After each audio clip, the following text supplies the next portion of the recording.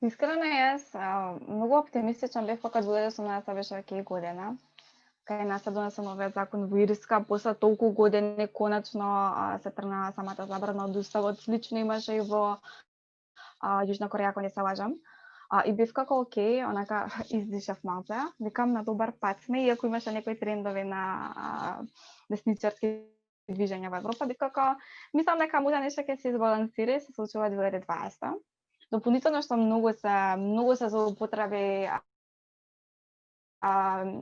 корона кризата, пандемијата и сите оние локдаун што беа, особено за истркување на некои работи, на некои законски регулативи што воопшто не смеа да бидат ставени на седници за време на пандемија и да се злоупотреби буквално таа тоталитарна моќ од одредени држави за да истуркаат вакви агенди. Сега, она што го спомна и Ѓорѓе, јас искрено многу сум загрижена. Ако бидам најискрена, моментот кога ќе падне Роу v. Wade на уставен во Америка, мислам дека ќе влие многу и на светските трендови, затоа што Америка не е Македонија си носи закони топ супер сме нација окей, туку Америка, самата американска политика многу влијае како на сите глобални трендови политики. Со последниве дешавки во Полска и со подпишувањето на Женева Консензус Declaration, мислам дека се гледа на каде се движиме и тоа многу ме загрижува, затоа што за мене ова е во најекстремен начин, ако би го формулирала, војна против жените и војна против нивните сексуални и репродуктивни права.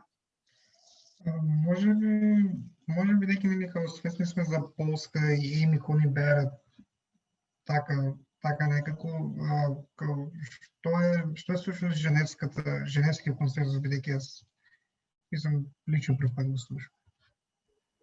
Тоа е декларација која има подпишана САД, Полска, Унгарија и уште 30 на земји, каде што е декларација за женските права и за здравјето на жените, а при тоа една од ставките тврди дека абортусот ќе се регулира само на национални рамки, без да се следат сите интернационални регулативи. Дополнително не сме да се гледа на абортусот како некој од начините на планирање на семејство, што им дозволува на државите многу лесно да го негираат правото на абортус на жените кои живеат во нив.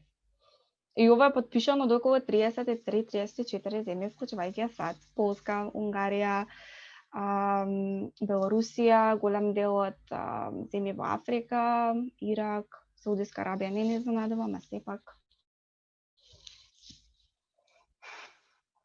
Мислам дека не е само моментот на паѓање на Roe vs. Wade кога ќе почнат овие трендови. Мислам дека веќе почна исто тоа со огромна пара во моментот кога самата републиканска влада доби толку на моќ.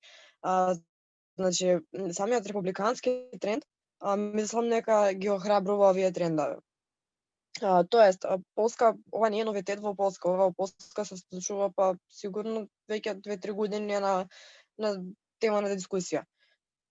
Се повеќе земји ги прават првите чекори кон станување Полска. Значи, првично тоа малку така тајно ставање на физички и административни, бирократски секакви пречки за стигање до абортусот и до разноразни други услуги. Така што мислам дека ова се повеќе ќе се случува и се случува и како. Има еден совршен параван на пандемија. Ама мислам дека исто така нема тие десничарски влади и слично да се извлечат така лесно. Гледаме во Полска каква револуција се крева. Тоа е буквално револуција. Протест во вакви размери во Полска никогаш немало. И стварно се надевам дека другарките од Полска ќе успеат. Буквално се ежам додека го збореше ова. Пошто стварно ја мислам дека уште кога имам влезено во оваа тема, секоја година го имам оној хештегот солидарно со полските жени. Буквално секоја година, мислам 4-5 години поред. Толку не е новитет, ама последнава година земаа таков замав, не само нели со абортусот, туку со обидување на подметнување на оној закон за сексуалното образование во време на пандемија, за така полесно да се поминат и незабележително. Мислам дека не знам дали е комбинација, многу работи, многу фактори влијаат, не е нели секако само ускратувањето на правото на абортус.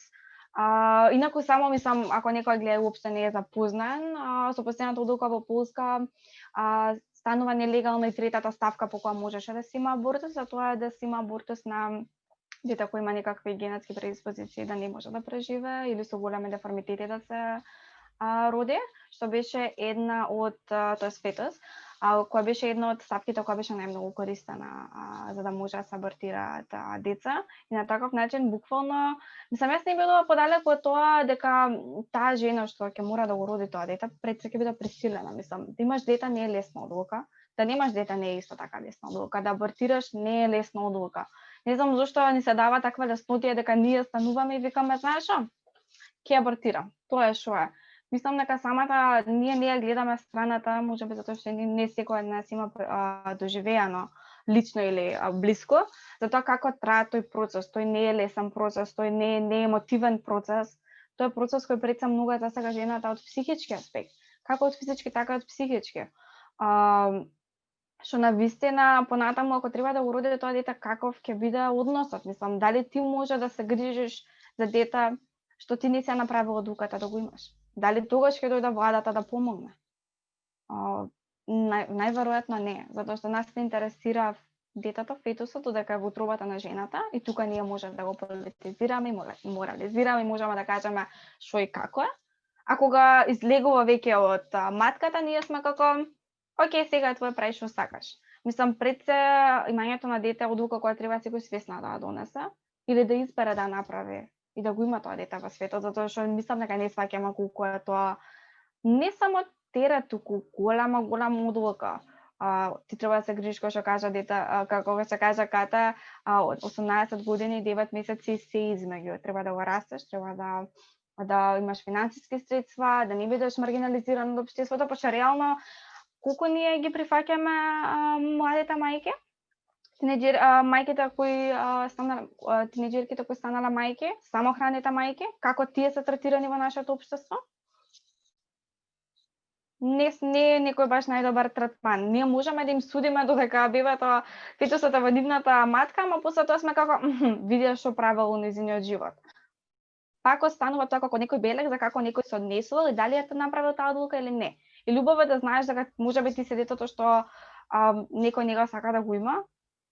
Не е убаво, ама ние морализирањето не престанува само кога абортус. Тоа дете ќе го носи тој терет и таа мајка целиот негов живот.